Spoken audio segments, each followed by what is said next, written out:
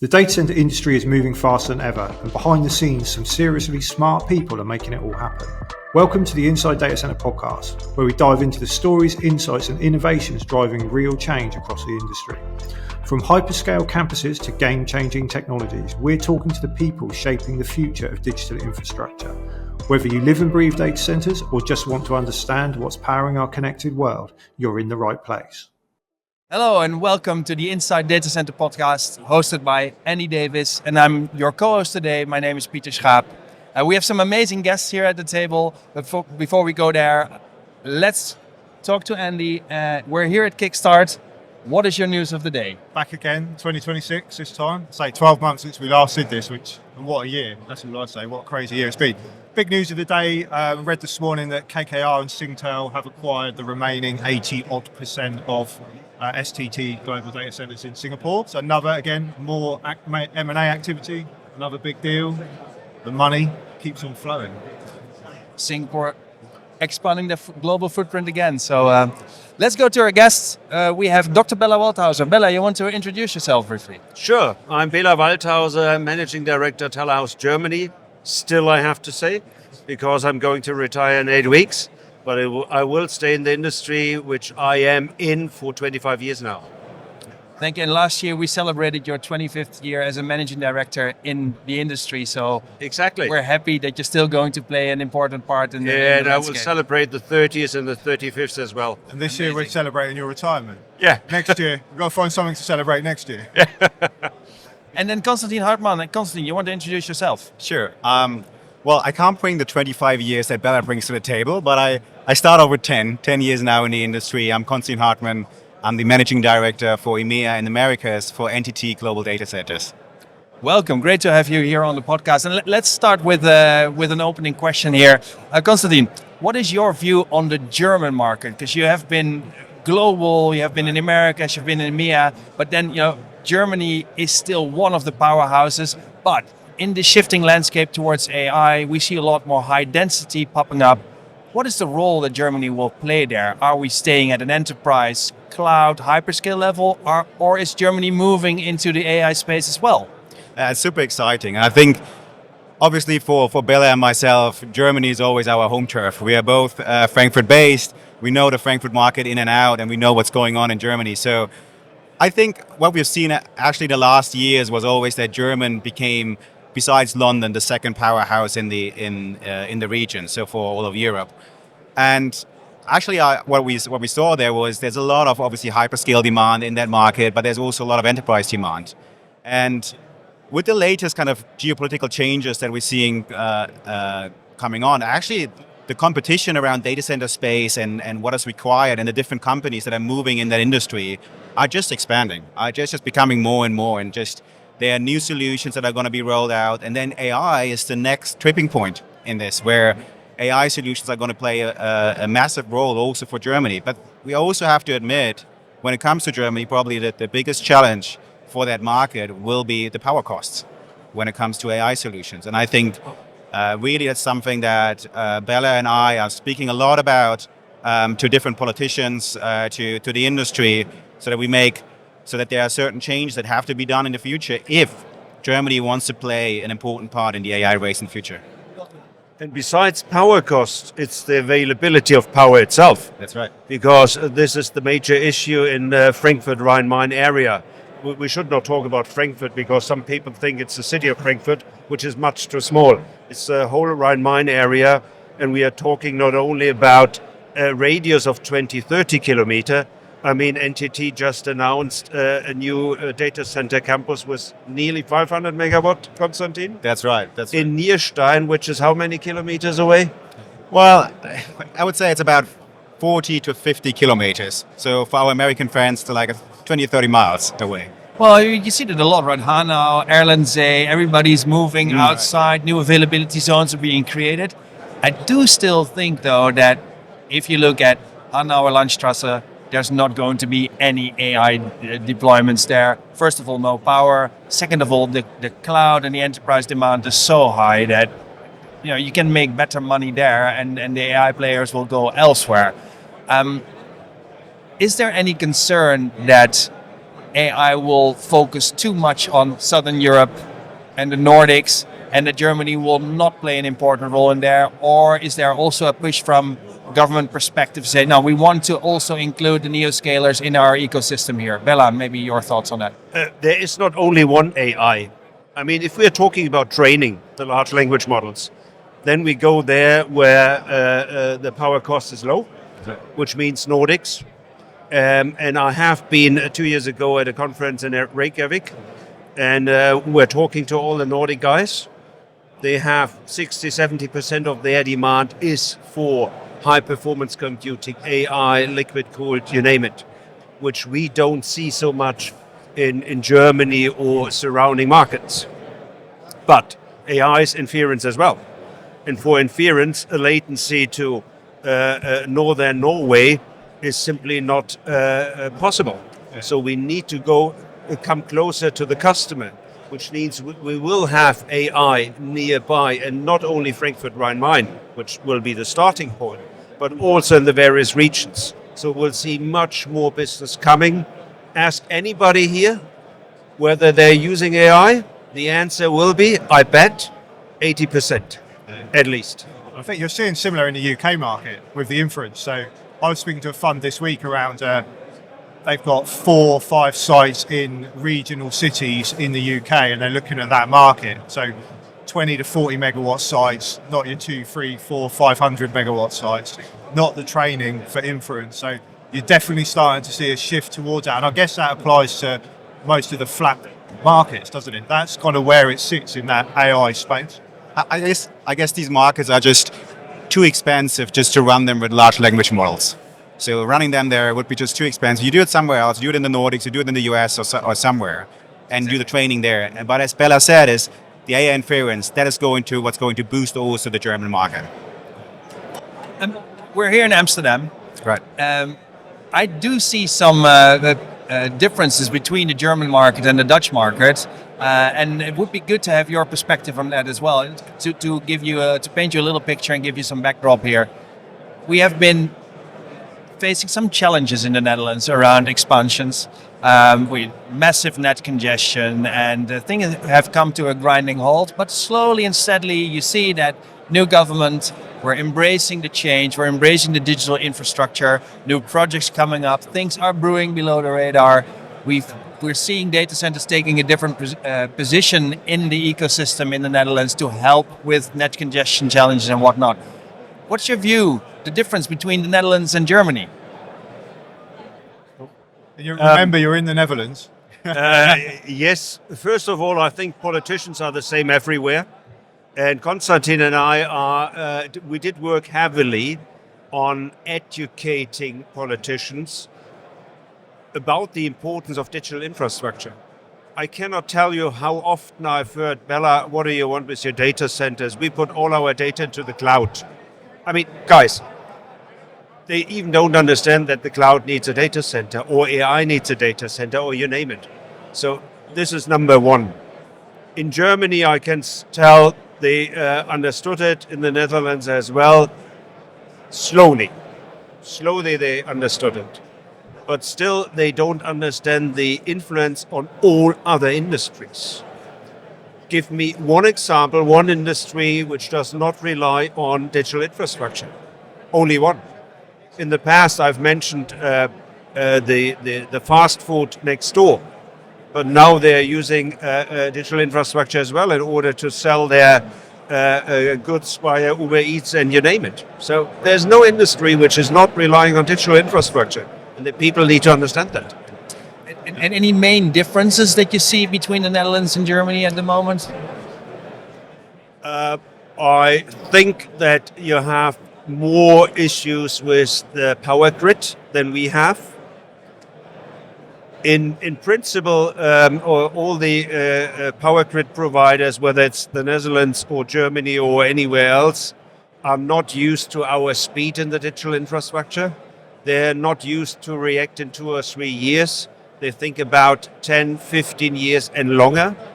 And this is a conflict of 2 different industries and 2 different speeds. And I think that's very similar in the Netherlands and in Germany. And we have to overcome that. We have to find solutions for that because we don't want to penalize residential areas while we are building data centers. And there's more and more discussions about on-site power generation because of that reason. In the US, it's, I wouldn't say kind of standard, but it's more normal. In Europe, I don't see that so much, but I firmly believe that will come, that need to come, because otherwise we cannot handle the power resource. I think an interesting observation is obviously when we talk about the moratorium that was in place also in the Netherlands, which when it comes to Germany, we never really had a moratorium that didn't exist. Nevertheless, there is regulation which is different, which is more driven not from the fact of not having data centers growing that fast, but having data centers that are as efficient as possible and having certain standards. And you probably all are aware about the energy efficiency law in Germany, where it's overpacing of what data centers can provide actually to the communities. And while the moratorium, and probably you're going to agree with me, Peter, is like while the moratorium in the Netherlands was probably a bad decision in a way, for Germany, I would more look into the regulation when it comes to the energy efficiency law, which is a political decision which we are working heavily on to make it more reasonable so that we can continue to be part of the AI solution in Europe and in Germany. And at the same time, obviously, we all have sustainability goals that we want to achieve. I think I really like this comment because it's one of the things. How long ago was it that Angela Merkel said "Wir schaffen das"? It's many years ago, right? But that gives you an idea around the mindset, like we're moving forward, we're going to make it happen. Now we had general elections in the Netherlands. New government will be presented. Their current slogan is, "Let's get this done. Let's get to work." That mindset change, especially around digital infrastructure, is happening in the Netherlands, which is a super positive development because we haven't been there for many years. So I see some good movement happening, but then can we still catch up? Is it not too late? Maybe an interesting one. I hope for younger politicians who understand why this is important. And we are not talking about cat videos, which is a story everybody tells me. We don't need so many data centers because of cat videos. And again, they don't understand for what digital infrastructure is good for. Yeah. On that point though, from a community perspective, community's become much bigger point, hasn't it, around new developments. In Germany, like what's the perception of this industry? I guess you've got different challenges. You've got Frankfurt where established market, people are probably more aware of the industry, whereas as you move to new regions, we've got to educate the community around the importance. Are you seeing that become more critical in Germany? 100%. I think I can give you a good example. Béla mentioned we are building one of the largest European campuses outside of Frankfurt at the moment. And what we did, and even though we didn't start construction yet, we already communicated with the community and with the municipalities several times over years now. And we invited also our neighbors to the site and explain to them what we are doing and explain to them how this actually has a positive impact on the communities. And we also tackled all of their fears that they have around data centers, because obviously data centers are not the most beautiful buildings. Data centers, and people are afraid that the data centers taking away the power that people don't have then. And giving the explanations around this and how data centers are interlinked into the overall infrastructure and how they are supportive also for us as a European Union, for us as a nation in Germany, for the community, is making that additional effort to explain it made all the difference. And that made all the difference for us in our process, where at the end of the day we got a zoning completed without any further complaints, because people acknowledge and people were actually really positive about how often we have communicated about this project. Yeah. And I think that's part of the point around your point around the demographic of the politicians. We went through a period where we didn't really educate anybody about data centers. Yeah, it was a secret. We were the best kept secret, so to speak. But whereas now we've got to go on the front foot, which means there's more engagement with people to understand what we do, and we're not just about cat videos. At the very beginning, we tried to hide ourselves. Exactly. That's correct. But in the meantime, that doesn't work any longer. because there are too many data centers. They are too big. They're big. They're hard to hide. But Konstantin and I, we have worked such a long time now in educating not only politicians but community. So we did understand in the past that we need to talk, explain, and that's what we are doing now. And that's the shift. And do you think from a US, because you mentioned you're sort of involved in the US as well, it's obviously totally different. You know, we hire in the States, it's a different world. The way they perceive the industry now is kind of, Trump is very much build. You know, just build. Is that going to, again, shift the perception of this industry, because there's going to probably be a bit less community engagement in those regions now because of the pressure to just build capacity? I mean, we see it with our projects already that community engagement is a way more important point also in the US now. Yeah. And yes, you're right. Trump was really active in engaging to support digital infrastructure to be constructed and more data centers coming online. But as you know, as it is, a couple of weeks later now, or just recently, he mentioned that some data centers take away power from communities. And that's where just we also have to be careful that we are sharing our own story, about what we're doing and explaining how we're actually contributing to the communities. It's kind of like controlling the conversation, isn't it? Or being part of the conversation. I always said, rather than reacting, kind of create the conversation as well. So you've got you can always have difference of opinions, but they coincide with each other. So you hear both sides. You don't just hear one side, make your decision, and then the other side has to react. And I think you saw that for quite a number of years in this industry. Yeah, and maybe that's a good little segue into this one. So Konstantin, you were talking about the Sustainability, the Energy Efficiency Act in Germany. This is one of the things where in Europe in general, we've been quite innovative around embedding sustainability into business propositions. You see the other side of the pond as well from the US. Are you taking the European mindset and being sustainable and using heat reuse and those kind of things, and are you applying that to the Americas as well, or is it a very different landscape? It's a different landscape, different mentality also around that. I think, generally speaking, is we are 100% supportive to build sustainable data centers. Yeah. But the question is, when you talk about efficiencies, etc., when are you going to implement such regulations? And are we not doing, from our perspective, already enough by self-regulating ourselves and giving us ambitious targets? And we're actually communicating. All of us are communicating this to the world about what are we supposed to do in the next 2, 3, 5 years from now. And I think we do a lot. And I think the issue that I see with implementing regulations like this at the moment in Europe caused us partly to lose the AI race. And it's hard, and it's sad for us Europeans in a way, because we sit there and I think we could have had a stronger position also in comparison to what is going on in the US or in China, if maybe the regulation would have more applied to allow the growth at the moment and then make it more efficient afterwards. Béla, your view? I mean, in the US, sustainability is kind of important, but only kind of. And we all know what Donald Trump is saying about sustainability and all the agreements which have been signed in the past. He just waves them, and he doesn't matter at all. And that's a big difference between the US and Europe. In Europe, we matter about sustainability. We want to achieve something. It's important not only for us as an industry, it's important for the politicians, it's important for the community. Everybody's asking. And even our staff is asking, is NTT, Telehouse, a company supporting sustainability, yes or no? In a way, carbon neutral data center pact obviously is very important. The majority of developers, operators have signed up to it. Net zero 2030, some of them net zero 2035, without a massive component of greenwashing. I think as an industry, we're kind of good in embracing this and implementing this globally. Yeah, right? I agree, because there are many.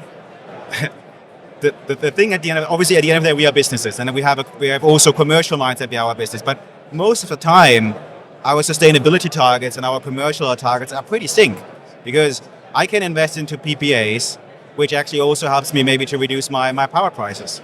I can invest into new infrastructure to run more efficient my data center, which reduces my POE. So there's several things in our industry where actually the commercial interest of us as a business, as well as our sustainability targets, are actually interlinked, and they're not against each other. Yep. And you've talked about the power cost in Germany or in Europe. I mean, a lower POE helps you in order to decrease your cost base, which makes you more attractive for your customers.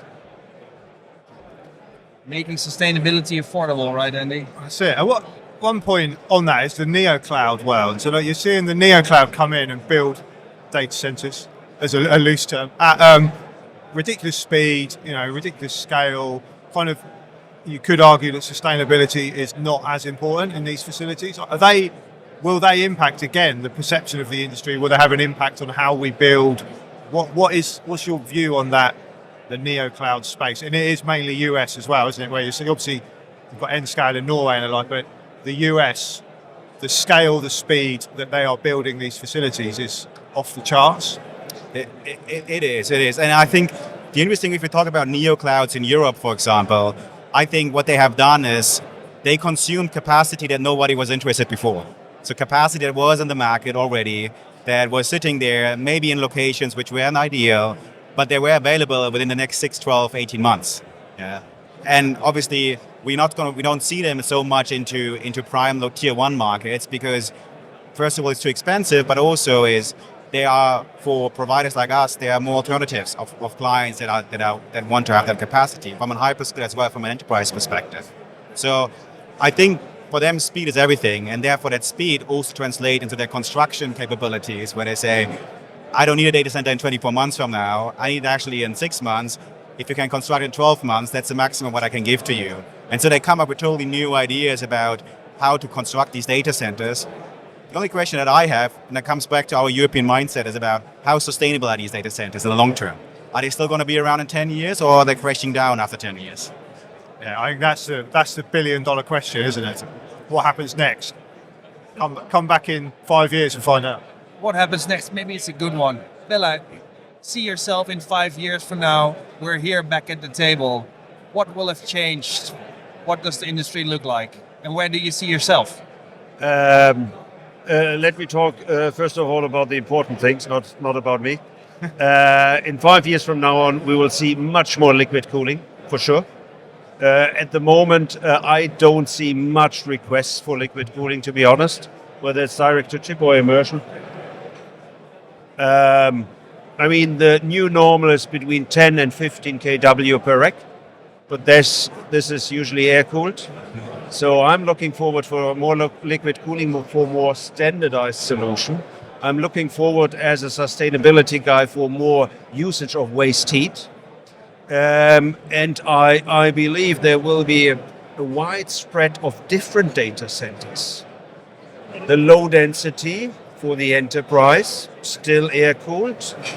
Hybrid maybe with a little bit of liquid cooling. Then the medium-sized density, 10, 15, 20 kW per rack, maybe still air-cooled.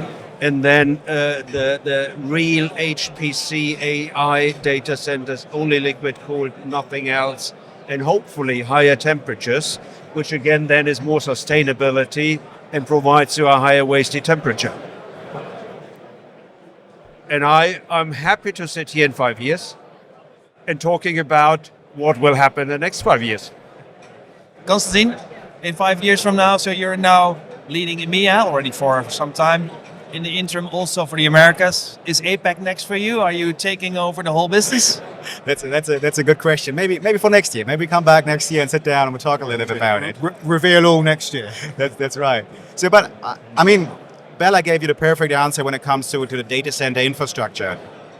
I think what I'm really interested about is what are going to be the AI businesses in Europe? Which AI are we going to find in Europe the capital and the sponsorship on a political level or different levels in order to build up these AI companies that we need in Europe in order to build up also our own capabilities outside of China, outside of the US. And that is where my main interest and what I try to observe as much as I can is what we are doing there as Europe. Or are we going to continue to be a consumer of American and Chinese services.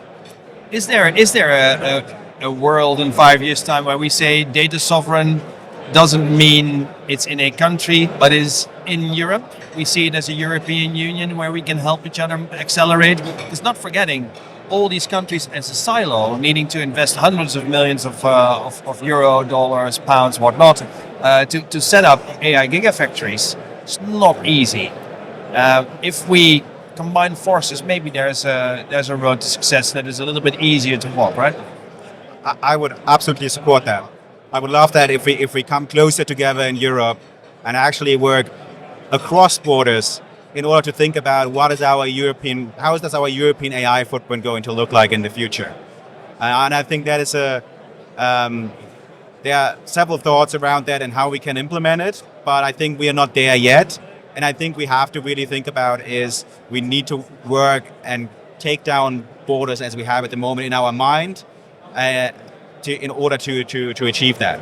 Agreed. And maybe the European Data Center Association is a good vehicle that we can use as peers to also connect with communities, with politicians, the European Commission and whatnot. Andy, we're nearing the end of the podcast. Already? We have some quick fire questions prepared for both of you. 10 questions each. You have to select one answer. You can't say both or let me think about it. So do you want to go first, Andy? Okay, I'll go Konstantin. Okay. So Peter wrote these questions, or AI generated these questions. So if you've got a problem So with you any, can be afraid. exactly, yeah. Blame Peter. 10 questions. EMEA or the Americas? EMEA. Air cooled or immersion cooled? Liquid cooled. Hyperscale or enterprise? Both. Tier 1 hubs or emerging Tier 2 markets? Tier 1 markets. German engineering or global agility? Global agility. I have a global mindset. Mountains or oceans? Ooh, that's a good question. I'll say mountains because you can do it in the wintertime as well as summertime. Works all year. Yeah. Small modular reactors or green hydrogen? I would say because of my German background, probably green hydrogen. Home office or on-site at the data center? On-site at a data center.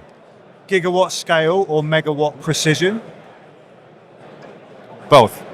And the final question, science fiction or historical non-fiction? Science fiction. Because you can have a little bit of a look into the future, what is possible. Who knows? I love how mountains or oceans just in the middle of all these industry questions. Trying to make it a little bit personal, so it's... All right, Béla, you're next. Yes, Co-location or cloud? collocation. PUE 1.1 or 100% waste heat recovery? Oh, that's a difficult question. 100% waste heat usage. Cycling in the mountains or a beach day in Hawaii? Cycling in the mountains. Digital sovereignty or global connectivity? Pooh. I would love to have both. Then we go to vinyl records or Spotify? Sorry? Vinyl records or Spotify? Spotify. Strict regulation or industry self-regulation? For sure, industry self-regulation. Cold aisle or hot aisle? That doesn't matter. Important is that we have an aisle containment. Classic suit or tech casual? Tech casual. We'll see you next time in a casual outfit, a hoodie at the podcast, right? 1990s data centers or 2030s data centers? 2030s for sure. And then a quiet evening or a busy networking event? A quiet evening with my lady and a glass of red wine. Wonderful, wonderful. Anything the both of you want to touch on before we close? I'm happy to see you guys next year. That table, that round. I want to know what we're celebrating next year. The triple threat. No, it's... I think just one point from my side, I think even though we have all these discussions at the moment about data sovereignty, we shouldn't forget we need to work global. We need to work globally with our partners. At the end of the day, I think in the long term, our global connection is the key for us all being successful on that planet. Fully agree. And also from a consumer perspective, there is the global demand, the global requirement to do this. You know, wherever you go in the world, you expect to have access to your digital tools and to your digital network yourself immediately at any point in time. So, yeah, fully agree. And I think that's where events like this come into play, isn't it? They bring the global industry together. You know, it might not, this is a European event, but you've still got a global audience where you can have those conversations and we can try and solve the massive challenges that we face. All right, thank you very much, Konstantin Hartmann, NTT Data Centers, Béla Waldhauser, Telehouse, Germany, Annie Davis. Thank you for allowing me to co-host today. Thank you. Thanks for coming. We'll see you at the next episode of the Inside Data Center podcast.